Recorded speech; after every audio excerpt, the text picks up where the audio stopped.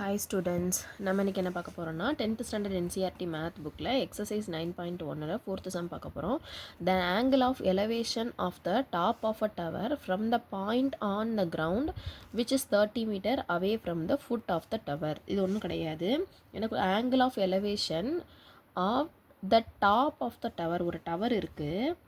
the top of the towerல இருந்து from the point on the ground, from the point இங்கே டாப்பில் இருந்து point on the ground இருக்கு இல்லையா, இந்த இடத்துக்கு எவ்வளோ இருக்குன்னா ரெண்டுக்கு இடையில இருக்க டிஸ்டன்ஸ் வந்து 30 மீட்டராக இருக்குது. ஆங்கிள் ஆஃப் எலவேஷன், அதாவது ஆங்கிள் வந்து 30 டிகிரியில் இருக்குது.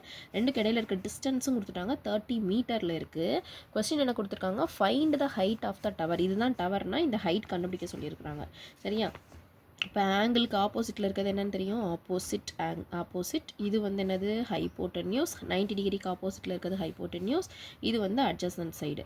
இப்போ நம்ம கொடுத்துருக்கிறது எது கொடுத்துருக்கு, ஆங்கிளுக்கு ஆப்போசிட்டில் இருக்கிறதான் கண்டுபிடிக்கணும். அப்போ ஆப்போசிட்டை யூஸ் பண்ணி என்ன வேல்யூ நம்மக்கிட்ட இருக்குது, சைன் தீட்டா இருக்குது. அதாவது sine theta is equal to என்னது, ஆப்போசிட் பை ஹைப்போட்டென்யூஸ். கரெக்டாக, அப்போ சைன் என்ன டிகிரி நம்மகிட்ட இருக்குது, sine 30 degree. That is equal to ஆப்போசிட்டோட வேல்யூ இங்கே இருக்குது, நேம் வச்சுக்கலாமா, ஏபிசி. ஆப்போசிட் என்னது, ஏபி டிவைடட் பை ஹைப்போட்டென்யூஸோட வேல்யூ என்னது, நமக்கு ஹைப்போட்டென்யூஸ் வந்து தேவை கிடையாது. ஆப்போசிட் இருக்குது, அட்ஜசன்ட்டோட வேல்யூ தான் கொடுத்துருக்கு. அப்போ என்ன வேல்யூ யூஸ் பண்ணணும்னா டேன் தீட்டாவோட வேல்யூ யூஸ் பண்ணணும். டேன் வந்து என்னது, ஆப்போசிட் பை அட்ஜசன்ட். கரெக்டாக, ஆப்போசிட் பை அட்ஜசன்ட்னா என்ன எழுதுவோம், tan 30 degree that is equal to ஆப்போசிட்டோட வேல்யூ தெரியாது, அதை ஏபின்னு அப்படியே வச்சுக்கலாம். அட்ஜசன்ட்டோட வேல்யூ 30 கொடுத்துட்டாங்க. இப்போ டேன் 30யோட வேல்யூ என்னன்னு தெரியுமா, நமக்கு தெரியும் என்னது, 1/√3. அந்த டேபிள் படிச்சிருந்தோம்னா நமக்கு ஞாபகம் இருக்கும்.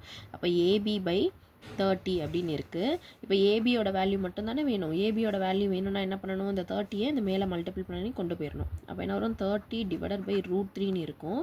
நமக்கு வந்து என்ன வேணும், √3 வந்து கேன்சல் ஆகணும். அப்போ numerator denominator multiplied by √3. √3 cancel பண்ணால் என்ன கிடைக்கும் பாருங்கள், இது வந்து கீழே 3 √3 × √3 என்ன ஆயிரும், 3ன்னு ஆயிரும். மேலே வந்து 30√3ன்னு இருக்கும். 30√3ல் எதை கேன்சல் பண்ணலாம், 1 3 is 3, 10 3s are.